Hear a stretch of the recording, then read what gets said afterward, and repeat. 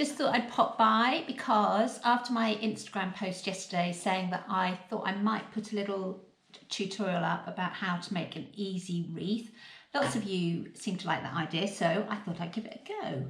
Haven't done this before, so just bear with, but we'll give it a go. So the one that I was talking about was this one, which is actually really quite small and also really, really easy to do. It's one of those ones that actually you really don't need to do a huge amount of crochet. It's a kind of less is more one. The impact is just as big with really quite a few flowers. It's also perfect size to put in an envelope and send to somebody that you maybe can't be with this Easter. I think that would just be the nicest thing to get something like that through the post. So let's see if we can have a go at this. The full pattern and everything is in the book, but I'm going to also write the pattern for the flowers and things in the little written bit underneath this. So let's have a little go. So obviously you need to start off with the wreath base. Now I know this is going to be quite tricky because obviously we can't all just pop out to the shops just at the moment. I don't ever really throw anything away in our house, so I've got some of these that were left over from my daughter's wedding about 3 years ago, and I'm still slowly working my way through them. So that is just a little tiny one. In terms of buying wreaths, just put twiggy wreath, something like that, in your Google bar, and I promise you so many will come up. I use Hobbycraft a lot. They've been really, really good. Yeah, anyway, Amazon, be really specific, just put heart-shaped twiggy wreath and just see what comes up. But that's the first thing. However, if you'd rather not be receiving packages at the moment, another idea is to hop out into your garden and find some bendy twigs. So Dave went out yesterday and we've got a willow tree that's fallen down in the field behind us, which is very fortunate. So he cut me a few of these, and what you're really looking for is any kind of a twig that's bendy. Obviously if you bend it and it snaps, it's not going to be any good at all, but if it bends and it kind of gives a bit, then that's good. So that, believe it or not, is literally one that I made yesterday from sticks like that. So you just need to start off by making it into a rough kind of circle and just twisting it around, keep twisting it, and then wrap in more bits and more bits until you start to get your circular shape. And then literally within, I don't know, 3, maybe 4 little branches, you can work up a really good wreath shape. And that's how I got that one. Alternatively, if you aren't able to get out at the moment, another really, really simple option, obviously where there's a will, there's a way.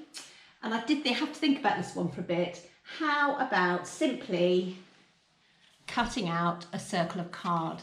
This actually is off a greetings card because it had quite a nice pattern on it, but you could also just do plain white one as well. So lots of different options there, either to find one to buy online, to have a go at making your own twiggy one. The other thing that's quite good is ivy. If you can get long strips of ivy, that's quite good. And actually that looks really nice as well. If you then were to add a strip of ivy to your wreath base, that looks really nice as well. That kind of adds a bit of extra depth by just filling it out. So that's something else that I quite like to do. Anyway, let's put those away for now, because I'm going to show you how to make these little flowers that are on here. The ones that I made, let me just show you, I used yarn and colours. Absolutely love this. It's cotton, it's slightly mercerised, which means it's got a very slight shine to it, and it just gives really, really good definition if you want to make small things that need quite a defined edge to them. So I chose lots of spring colours, and I think, how many did I make? Let me have a look. 2, 4, 6, 7. So 7 flowers and 2, 4, 6, 7 leaves. So not a lot of crochet in there. And don't forget, you don't need to do that many. This wreath would look really just as pretty if, I don't know, you just literally had a few on the side here. You know, you don't have to fill out the whole wreath. So this one, I just made enough to place, I'm going to put it flat actually, to place around the wreath like this, all the way around. And I just added 1 leaf next to each flower. again, the best thing about doing this is that you can just keep placing. If it's not right, if your colours aren't quite in the right place, don't panic, just move them. Another really good thing that you can do when you're placing your wreath is just to have some regular sewing pins and just stab the flowers into the wreath so that it holds them in place. And then, I don't know, if the cat jumps on the table or whatever, you know, it's still going to be there once you've got your perfect little arrangement in place. So that's the sort of thing that we are after. I think I'm pushing it, trying to balance any more on, but let's, oh, I did it. Let's go for one more. Watch the whole lot slide off. There. Okay, so that's what we're going to go for. Really simple and really, really easy. If we go back, right, let's begin. So this little one here, I'll try and hold it up so that you can see. I made with this, the yarn and colours that I was talking about just now, and I used a 2.5mm crochet hook, and that worked really well because they're just nice and small, and I like the finished effect of each flower.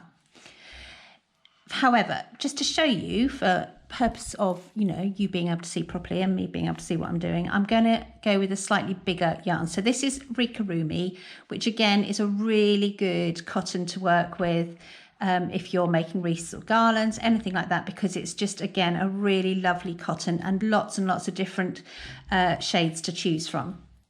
And I'm going to use a 3mm hook. So let's just move all of these little bits out the way so that we can just focus on this. Right, so I'm going to start off by making the centre of the flower, this little bit here. Let me pick one up and I can show you. So we're going to go right in with the very centre of the flower. So, make a magic ring. Now, let me just say at this point, if you don't know yet how to do a magic ring, Google it. Put it on YouTube, find the best way, that any videos that you follow, find out how to make a magic ring, because magic ring, magic circle, magic loops, all the same thing. Because once you've learned how to do that, honestly, the world's your oyster. There are so many things that start with a magic ring, and it's just a really good, neat way of starting a little bit of circular crochet, which is obviously perfect for these. Right, let's start again. I'm getting sidetracked. So, make a magic ring. So here we go.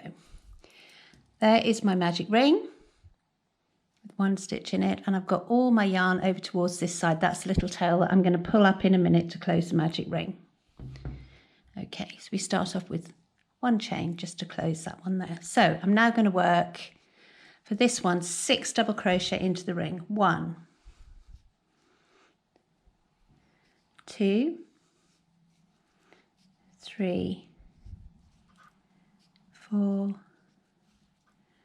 5, 6. Now, because the petals are going to be a different colour, I'm going to finish off here. So pull up your tail, slip stitch back into the first stitch, slip stitch through, and just snip. So there you have it, one little circle for the middle. Right, and we finished it off. So now I'm going to bring in my second colour for the petals. This flower has got 6 petals, and these are super easy to do. So go into any of the stitches around the circle, of which you will have 6.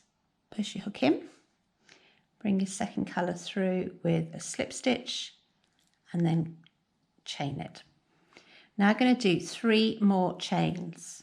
1, 2, 3. So in total, you've got 4 chains. That's one side of your petal. Now, starting in the second chain from the hook, so that one there, we're just going to do 1 double crochet. I'm working in UK terms. Okay, we're now starting to work back down the petal. So there's the first stitch. We're now going to do 1 more double crochet in that chain and 1 more double crochet in that chain. So we've got 3 double crochets coming back down that chain of 4. Now, slip stitch back into the original stitch. And there is your first petal. Slip stitch into the next circle on the ring. Pull it through. Now we're going to work a chain of 4. 1, 2, 3, 4. Just as before, starting in the second chain from the hook, 1 double crochet. Work another double crochet in that one and your third one in there, and that is your second petal. Slip stitch back into your original stitch, 2 petals. Slip stitch into the next stitch, chain 4,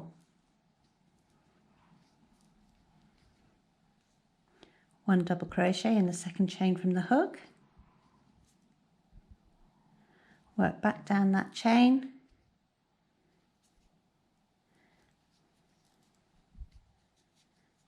slip stitch back into the original stitch, slip stitch into the next stitch, chain 4, 1 double crochet in the second chain from the hook,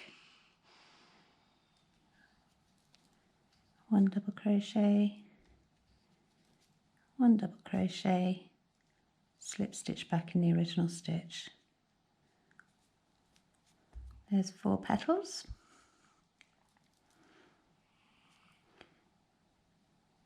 Slip stitch in the next stitch, chain 4,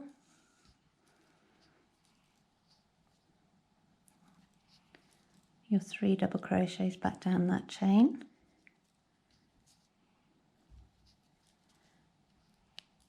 slip stitch back into the first stitch. 1 more to go, slip stitch, chain 4, 3 double crochets back down, and slip stitch back into the original. Now that is the end of all of your petals. I actually like to finish off here rather than now slip stitching back to the beginning. I'll finish off there, and in a minute when I sew all my ends in, I will thread this bit with the needle and just thread it back through there to close all the petals up together. And there it is, 1 little flower with 6 petals. The other thing that's then really good is to give all of your yarn that's at the back a good old tug to make sure it's all finished off nice and tightly. And because we are going to be attaching these to your wreath with the glue gun, the simplest thing to do is to just tie all of those ends together with the knot. And there you have 1 little flower. For the leaf, again, I'll write the pattern for this underneath. No magic circle this time, just a simple chain. You can make your leaves any size you like, but this is just a very basic little leaf. So I'm going to chain 8. 3, 4, 5, 6, 7, 8. And we're going to do the leaf in 2 halves. We're going to do 1 half here and 1 half here. So we're basically working around this chain. So starting in the second chain, I'm going to start off with a slip stitch. Then I'm going to do a double crochet. I'm going to get a nice little curve going up. Then I'm going to do a half treble. And then I'm going to do a treble. So you can see we've got that nice curve up that started with a slip stitch, a double crochet, a half treble and a treble. I'm going to do 1 more treble because that's going to be the widest part of the leaf, a half treble and a double crochet, and that brings us to the end of the chain. Can you see? So now I'm going to do 1 chain just to go across the bottom of the leaf, and to finish we're now going to work back down this side, so don't turn round or anything, we're just going to follow on round. Okay, and I'm going to start off with 1 double crochet, 1 half treble, 2 trebles,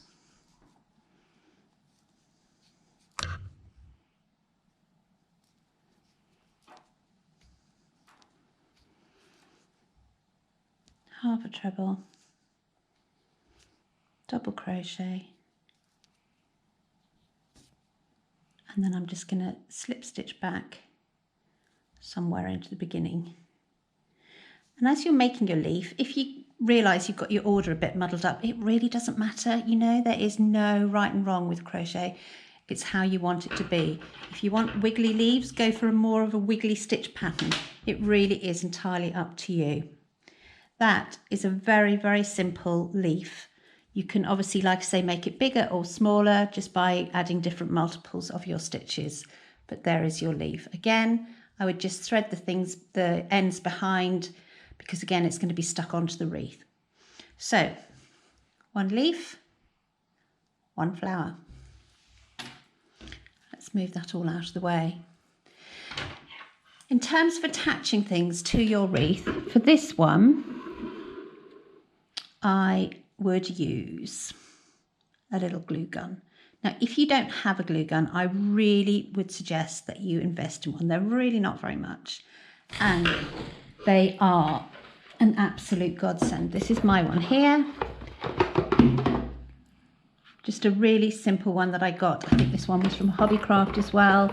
You just plug it in. It has little glue sticks that just go into the back here, and it will just give you, once it's warmed up, a lovely little blob of glue that you literally put onto the back of your flower and press it onto your wreath. It really is that simple. It's so quick, and it saves a whole lot of fiddling around with needles and thread. That is, however, another option, and if you don't have a glue gun to hand, that is actually just as good. Just literally, because again, you're working with the twiggy wreath, it works quite nicely that you can thread a needle up from behind just to catch those flowers and hold them into place. So that was that one. And again, this is the one that we were talking about earlier on, just the really simple little cardboard one that's almost a little like a little greetings card in itself. So simple, just 5 flowers, a little ribbon, and again, just stick them on with a tiny little blob of hot glue from a hot glue gun, and you're there, you sort it out. That's pretty much it. The other one that I wanted to show you, actually, and again, maybe I'll come back and do the primrose tutorial another time.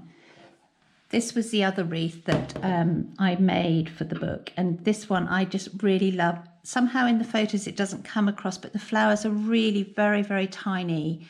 I did this with a really, really fine yarn to get that effect. But again, so simple. The primroses are such a simple flower to do. And again, another option with that one, really, really easy. Just get a yellow bow. And again, I think I've got something like, I don't know, 4 flowers on here. You really don't need very much at all. This was the one that was just on the plain white base. So no great shakes, just very simple, very easy. But I think really quite beautiful as well. Put one more leaf in there. And there you have it. So I hope that's given you some idea of how I put really simple wreaths together. Obviously, you can go a lot more complicated and you can add all sorts of other things to it as well, but that's just a little starting point. Hope you enjoyed it. Bye.